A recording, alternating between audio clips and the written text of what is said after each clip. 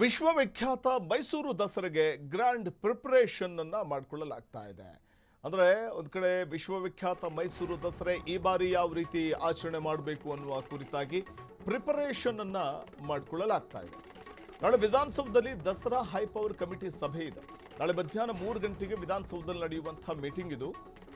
ವಿಧಾನಸೌಧದಲ್ಲಿ ಡಿ.ಕೆ. ಶಿವಕುಮಾರ್ ನೇತೃತ್ವದಲ್ಲಿ ನಡೆಯಲಿರುವಂತಹ ಸಭೆ.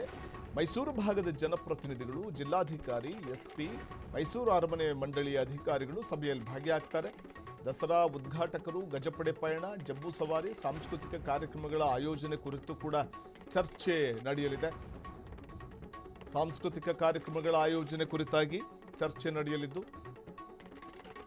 ಈ ಬಾರಿ ಸರಳ ದಸರಾವನ್ನು ಆಚರಣೆ ಮಾಡಬೇಕು ಅನ್ನುವಂಥ ಕೂಗು ಕೂಡ ಕೇಳಿಬರ್ತಾ ಇದೆ. ರಾಜ್ಯದಲ್ಲಿ ಬರಗಾಲ ಆವರಿಸಿರುವಂತಹ ಸಂದರ್ಭದಲ್ಲಿ ವಿಜೃಂಭಣೆಯ ದಸರಾ ಆಚರಣೆಗೂ ಮುಖ್ಯವಾಗಿ ಸರಳ ದಸರಾ ಆಚರಣೆ ಈಗಿನ ಇವತ್ತಿನ ಪರಿಸ್ಥಿತಿಗೆ ಸೂಕ್ತ ಅನ್ನುವಂಥ ಅಭಿಪ್ರಾಯ ಕೂಡ ಕೆಲವರಿಂದ ವ್ಯಕ್ತವಾಗ್ತಾ ಇದೆ. ಹಾಗಾಗಿ ಮುಖ್ಯಮಂತ್ರಿಗಳ ನೇತೃತ್ವದಲ್ಲಿ ನಾಳೆ ನಡೆಯಲಿರುವಂತಹ ಈ ಸಭೆ ಬಹಳ ಮಹತ್ವ ಪಡ್ಕೋತಾ ಇದೆ. ಮೈಸೂರು ದಸರೆಯ ವಿಚಾರವಾಗಿಯೇ ಕರೆಯಲಾಗಿರುವಂಥ ಸಭೆ. ದಸರೆ ಈ ಬಾರಿ ಯಾವ ರೀತಿ ಆಚರಣೆ ಮಾಡಬೇಕು ಅನ್ನೋದರ ಕುರಿತಾಗಿ ಮೀಟಿಂಗನ್ನು ನಡೆಸಲಾಗುತ್ತೆ.